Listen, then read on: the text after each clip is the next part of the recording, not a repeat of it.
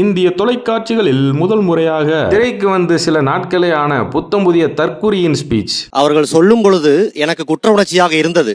ஆனால் அவர்கள் கலப்பு திருமணம் செய்ததால் தான் இத்தகைய நிகழ்வு நடந்தது என்று நினைக்கும் போது அது அதைவிட குற்ற உணர்ச்சியாக இருக்கிறது. இதை நான் உரைக்க கூறுகிறேன். நீங்க தப்பு பண்ணதுனாலதான் தண்டனை. புரிஞ்சுதுங்களா? எது தப்பு? கலப்பு திருமணம் செய்வது தவறு.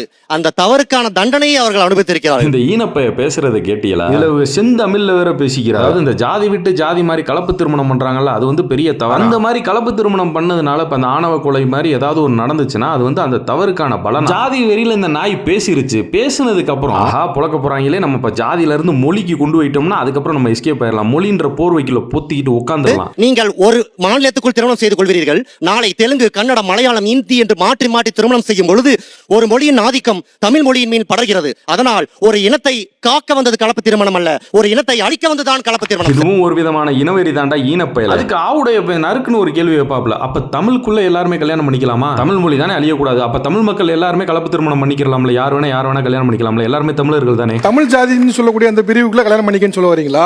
இல்லை, நாம ஜாதி மாத்தி திருமணம் செய்யும் பொழுது நாளைக்கு இப்ப நாம ஒரே நாளத்துக்குள்ள வெவ்வேறு ஜாதி நாய் மாட்டிக்கிருச்சு. அதுக்கு ஜாதி வெறின்னு சொல்றதுக்கு அதுக்கு கூச்சமா இருந்துகிட்டு மொழியெல்லாம் கொண்டு வந்துகிட்டு இருக்கு. டேய், நீ ஜாதி வெறின்னு சொன்னாலும் சரி, மொழியை கொண்டு வந்தாலும் சரி, ரெண்டுமே இனவெறி தாண்டா ஈனப்பயல.